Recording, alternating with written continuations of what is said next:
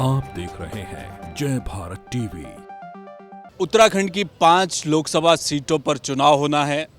BJP का दावा है कि इस दफ़ा हैट्रिक लगाएंगे, लगातार तीसरी बार 5 सीटें क्लीन स्वीप करेंगे। लेकिन कांग्रेस अपनी तैयारियों में है। तमाम राष्ट्रव्यापी मुद्दों को लेकर उत्तराखंड हमेशा सजग रहा है, इस पर किसी को दो राय नहीं। कोई भी मुद्दा दिल्ली में उठता है तो उसका सरोकार उत्तराखंड से भी माना जाता है, इसलिए दिल्ली के बेहद नज़दीक है ये राज्य, इसलिए राजनीति भी दिल्ली से अछूती नहीं रहती। बीजेपी पार्लियामेंट्री की बोर्ड की बैठक कल देर रात तक चली। प्रधानमंत्री नरेंद्र मोदी के अलावा तमाम लोग बैठे, माथापच्ची हुई। उसमें उत्तराखंड की 5 सीटें भी हैं, लेकिन तय कुछ नहीं हो पाया। इधर कांग्रेस भी सर झुका के मिला के नेता दिल्ली में बैठे हैं। स्क्रीनिंग कमेटी की एक बैठक हुई है, एक और होने वाली है। इस दफ़ा कब तक कांग्रेस अपने प्रत्याशियों की घोषणा करेगी, बातचीत करेंगे संगठन के भीतर चल क्या रहा है। शिषपाल बिष्ट हमारे साथ हैं। सर, बीजेपी बिल्कुल तैयारी में है, वहाँ तो आखिरी दौर पर बस मोहर लगने वाली हो, तो कह रहे हैं कि आज शाम तक या कल तक नाम भी आ जाएंगे। कांग्रेस में इतनी देर क्यों लग रही है? देखिए, भारतीय जनता पार्टी भले ही कुछ भी दावा करे, लेकिन ज़मीनी हकीकत ये है कि भाजपा के घर में सब कुछ ऑल इज वेल नहीं है। और जो उनके सिटिंग सांसद हैं, उनको जो है टिकट रिपीट करने में भाजपा जो है घबरा रही है। तो आप इसी से अंदाज़ा लगा सकते हैं कि कितना जन विरोध है, क्योंकि जनता लगातार जो है भाजपा के सांसदों से, मंत्रियों से, मुख्यमंत्री से सवाल पूछ रही कि आखिर आपने जो चुनावी घोषणा पत्र में वादे किए थे वो धरातल पे क्यों नहीं उतरे। उनके बच्चों को रोजगार क्यों नहीं मिला, बेटियों को सुरक्षा क्यों नहीं मिली, उद्योग पहाड़ क्यों नहीं चढ़े, पहाड़ से पलायन क्यों नहीं रुका। तो सारे मुद्दे हैं। कांग्रेस पार्टी जनता के साथ खड़ी है और कांग्रेस पार्टी 2024 के लोकसभा चुनाव को लेकर कोई कोर कसर नहीं छोड़ रही है।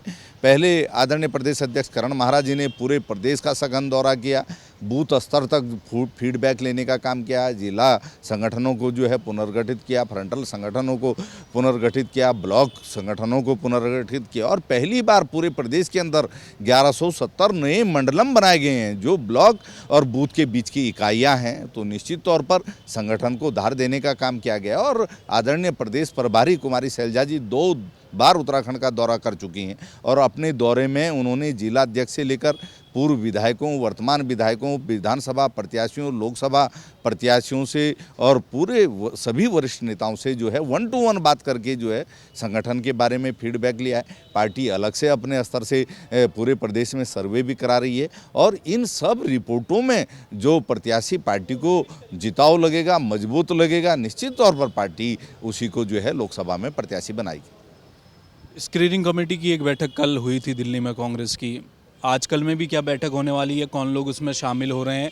और वो जो नाम गए हैं सर 5 सीटों से, क्या संख्या मोटे तौर पर कितने लोग हैं अलग अलग सीटों में, क्या जानकारी है? देखिए, लोकसभा प्रत्याशियों के चयन को लेकर के स्क्रीनिंग कमेटी की 2 दौर की बैठक पहले दिल्ली में हो चुकी है और 2 तारीख को फिर जो है स्क्रीनिंग कमेटी की बैठक दिल्ली में होने जा रही है। 40 से ज़्यादा प्रत्याशी जो है चुनाव लड़ने के इच्छुक हैं, जिन्होंने जनता के बीच में काम किया है, जिनकी जनता के बीच में लोकप्रियता है। अब उनके बीच में स्क्रीनिंग हो रही है। पार्टी जो सर्वे करा रही है उनसे जो है उनके दावों का मिलान होगा और निश्चित तौर पर जो प्रत्याशी जनता के बीच में मजबूत नज़र आएगा, जो जनता के बीच में जिसकी लोकप्रियता होगी, निश्चित तौर पर जो है उसे पार्टी लोकसभा में प्रत्याशी बनाएगी। और स्क्रीनिंग कमेटी की बैठक में आदरणीय प्रदेश प्रभारी कुमारी शैलजा जी हैं, स्क्रीनिंग कमेटी के चेयरमैन भक्तचरण दास जी हैं और उसके जो 2 अन्य सदस्य हैं, प्रदेश अध्यक्ष जी हैं, नेता प्रतिपक्ष हैं,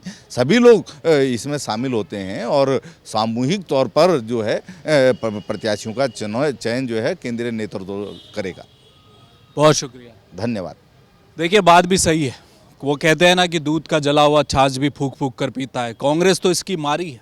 2000 उसका उत्तराखंड है। 2016 में जब यहाँ कांग्रेस के विधायकों ने 9 विधायक पार्टी छोड़कर सत्ताधारी दल के अपनी सरकार को गिराकर दूसरे पाले में चले गए, अभी हिमाचल में यही हुआ है। तो कांग्रेस को मालूम है कि क्या शायद इस बार सोनिया गांधी, राहुल गांधी इस बात को लेकर ज़्यादा सजग हैं कि ऐसे लोगों को टिकट दिया जाए जो ऐन वक्त पर कांग्रेस की पीठ पर छुरा ना भौंके, कम से कम जैसा हिमाचल में किया गया है। तो ये वही उसी चीज़ की एक्सरसाइज इस बार टिकट बंटवारे में भी नज़र आ रही है। फूंक फूंक पर कांग्रेस कदम रख रही है। देखना यह है कि कब तक बीजेपी के 5 संभावित प्रत्याशी जो कि चर्चा चल रही है उन पर मोहर लगती है और कांग्रेस कब तक अपने 5 प्रत्याशियों के नाम की घोषणा करती है। कैमरामैन मयूर उपाध्याय के साथ हेमंत, जय भारत टीवी।